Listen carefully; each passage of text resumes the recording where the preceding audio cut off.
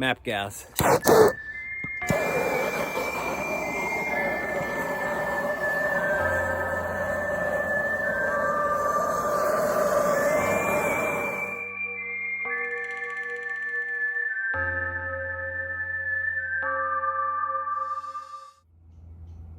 Good morning. About 8:30 in the morning here in the Pacific Northwest. Today, we got a full day ahead of us. And I thought it would be good since last episode, episode 1 of the vlogs, we went and looked at a Sasquatch wood carving, a chainsaw carving rather. Well, I dabble a little bit myself. I call these little creatures wood watchers. And behold, my workstation. Not much to look at. Literally, it's a little bit of map gas and some gloves on a workbench. But I'm going to show you what can be done with a minimal workstation and a saw. This is happens to be the CS310 Echo saw with a brand new Oregon bar, a baby cutter. I'm going to walk you through the process of how I select a log, what I do with the log once I select it. I think you'll enjoy the process here. Not quite sure if there's any chainsaw carving enthusiast out here, but if I can do it, well, you could probably do it too. Just make sure you don't nearly cut your pinky off like I did earlier this year. All right, so first things first, let's find a log. So here is my selection of wood this winter to choose from. Now, potentially, there is quite a bit here for me to carve off of if I separate these logs, which I'll do. Otherwise, these will be whole pieces. And they're not very big compared to what we saw, but something like this, you know, carved as one solid structure. Let's say that that's a Sasquatch standing, Sasquatch without a stain, and we'll get into all that. Something like that can, you know, you make $500 off of a piece that size. And so you want to make sure that when you carve a log like that, you don't waste it, and you actually end up making some money. And some of these I give away, but this is the one I'm curious about. Here's my rain tarp. This guy right here is the one we're going to start with because it's already pre-cut, and just like a piece of pie, I'm going to cut it from right here to here with, first I'll take a chainsaw to it, and I'm just going to cut it like a piece of pie, and that way it will have 3 dimensions to it for carving just the face of a Sasquatch. There we go. Now I have my splitter here, and I've got 2 of my axes. I'm not going to use those yet, though. We'll get to those in a second. I'm going to go for a saw.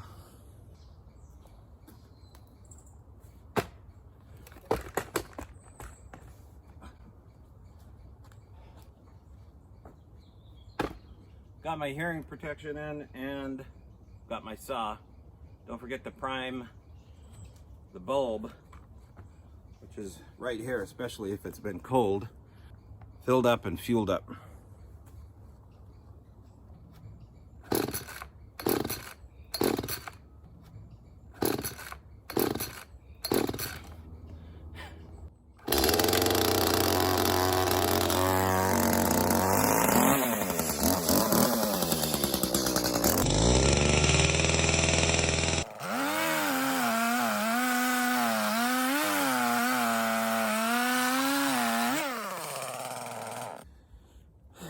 All right, so I made my initial cut so I could get the axe and the wedge through here. So that'll save me on fuel cost. There could be knots in there that I'm gonna have to saw through. It'll dull the blade. So it's a good little workout too. So all I do is stick this through here.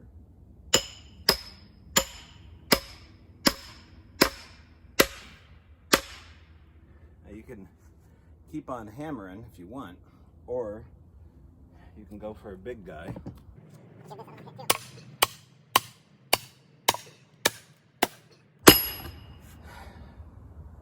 So cool as that.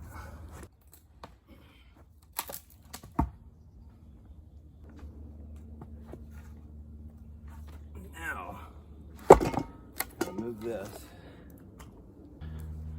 All right, so now we got to find the right side we want to cut, because I'm looking for a face in my mind, right? Let's see. All right, so this is the back side where the bark was. And the lines are moving horizontally this way. You can see how the lines are there. So we're not going to carve on this one. This is going to be where we split it in the back. Thinking the other way. And then what I'm going to do is I'm going to screw the bottom part of the log into this table. The screws are already set.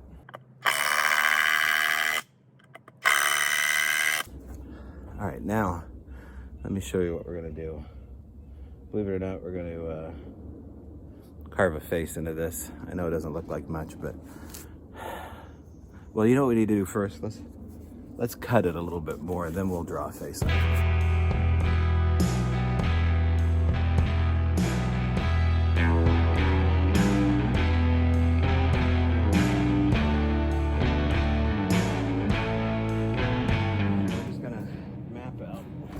Our next cut lines. Now this is the nose here, but beyond that we need the mouth, so let's just go ahead and draw one.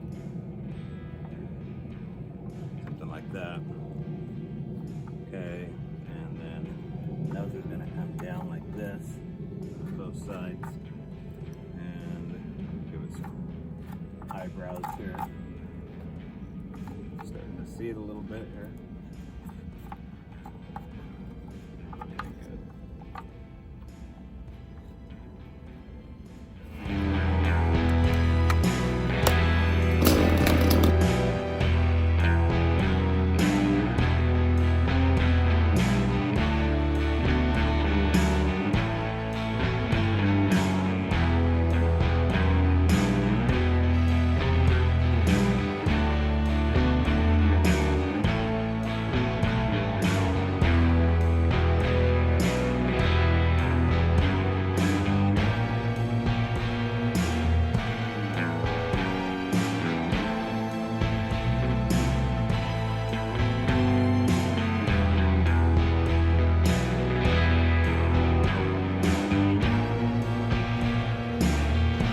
All right, doesn't look like much here, but I see a mouth here, I see a nose here, and I see some eyes happening here. What I'm concerned about is this nose here being a little bit wonky on this side, but I'm just gonna cut it this way.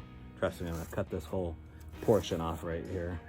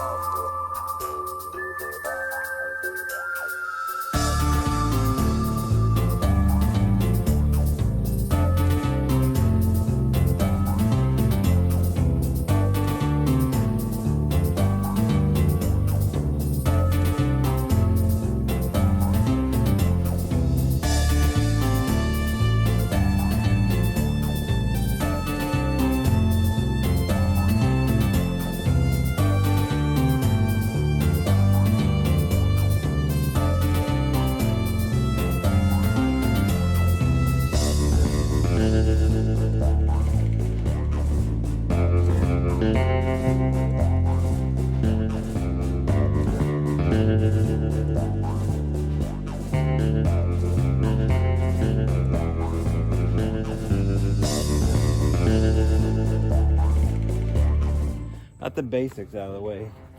The eyes, the nose. Here's gonna be the mouth and the detail work. In order to do that, I need a smaller saw with less power and a smaller blade. It's kind of dirty back here, but Trust me, it'll be all right. All right.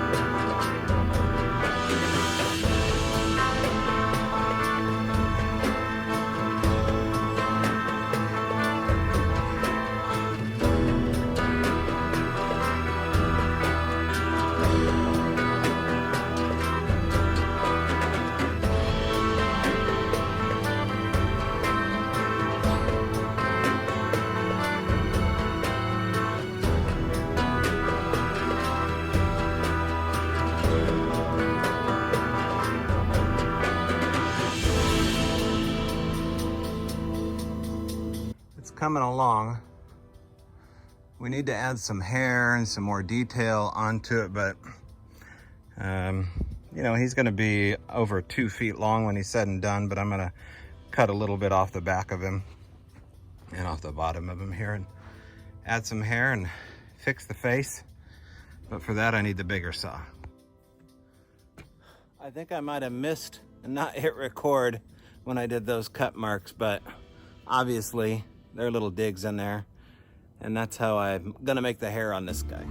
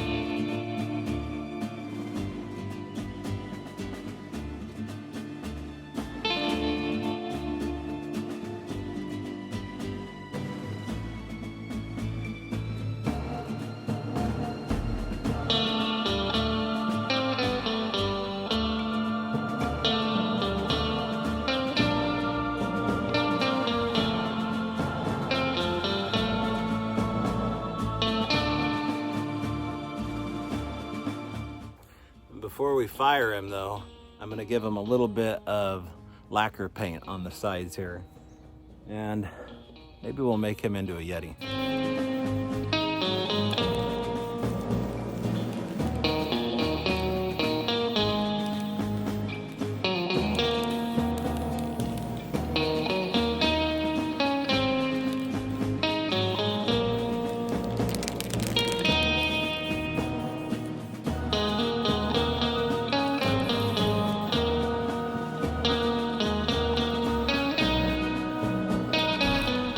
All right, map gas.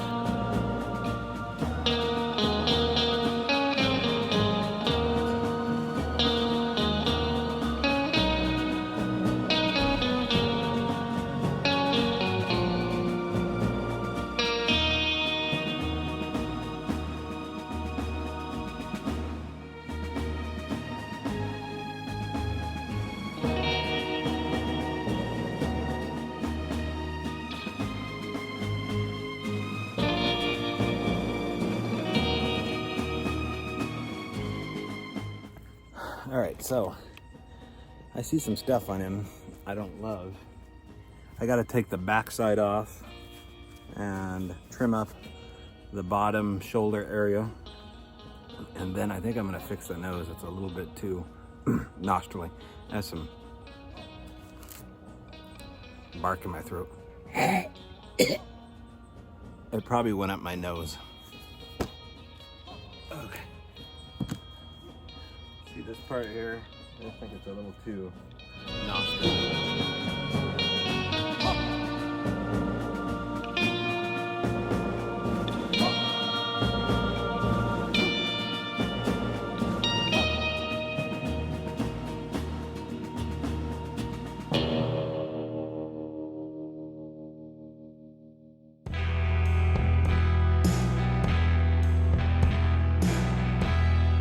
Got it strapped in here, upside down. I'm gonna cut back a little bit of this area here, just so I can give a little more dimension.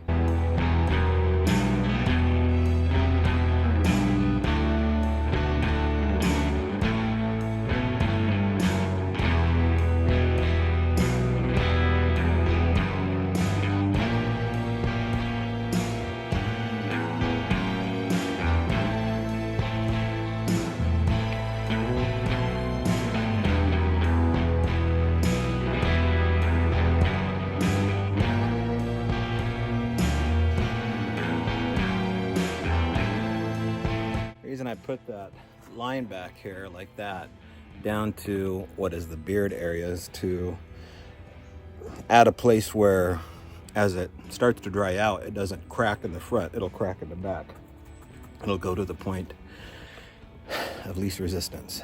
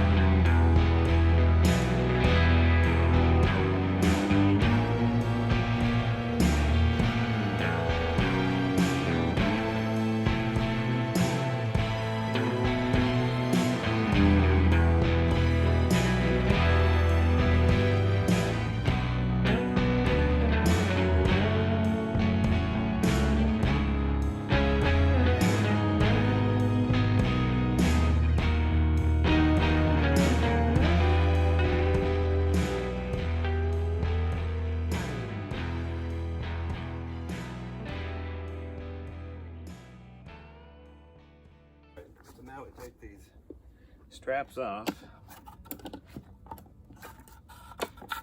put these back.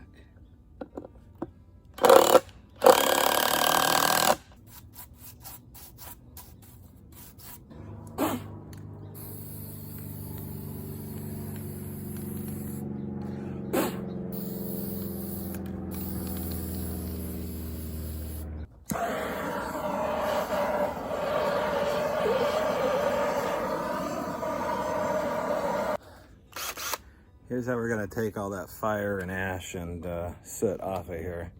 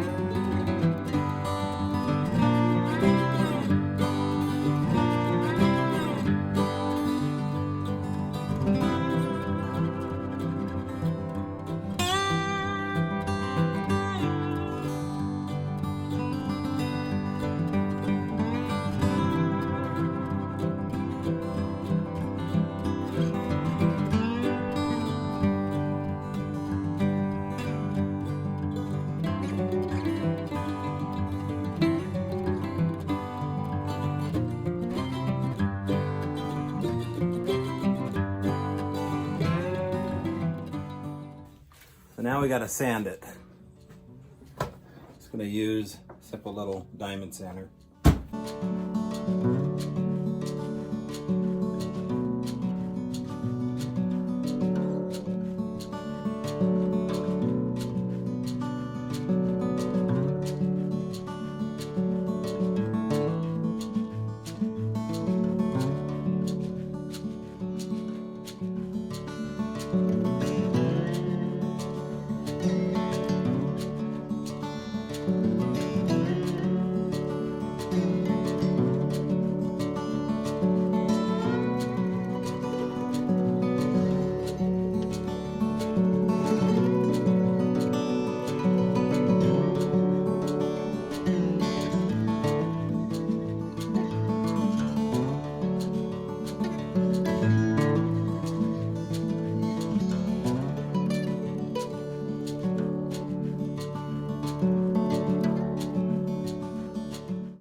We got the basics done here. There's a few more nicks and stuff that I'm going to get out of him, and then we're going to get to painting him.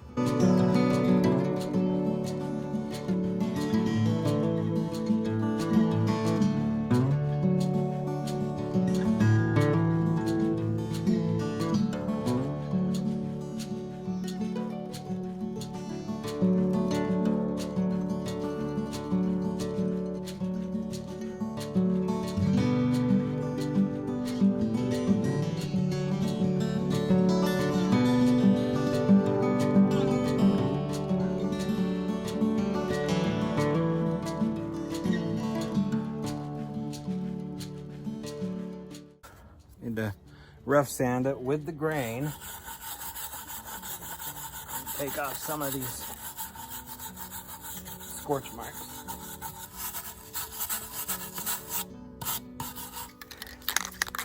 All right, so now we're gonna hit it with some black again. Just back here in the immediate over. Didn't mean to hit that. This is when it'll really start popping.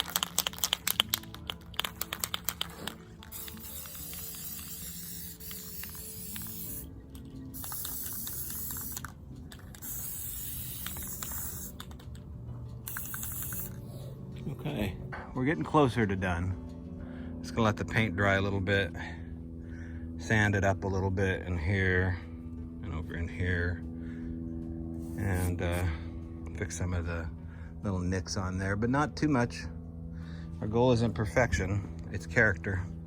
Paint is dry. I've been doing other things, waiting for this, and I'll show you that in a second, but now that the paint's dry, all we wanna do is flip this bad boy over. There you go. And now we're going to put the screws back here. I should explain this. This is the line I was talking about that we carve in here to make sure that when it dries out, which it will do over time, it will split where the path of least resistance is. So I gave it a path.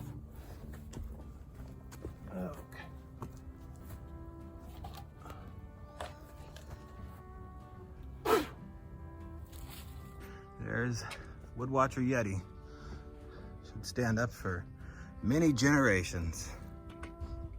Ready to go. Now I may touch it up a little bit more, just around here, get some of that white off. Okay, so salmon number one. Here he is. He even has a curve to him, which I think is nice. You know, for the first one, not too bad. Well, I look like hell, but that's wood carving for you. You don't do it for the glamour. I think I've been out here for about 6 hours, and it's really the smell of the paint that gets to you more than anything else, although you get achy. Still have all my fingers, but what I don't have is a clean workshop, so I'm gonna get to work cleaning up. Thanks for watching, and of course, I will see you in the trees.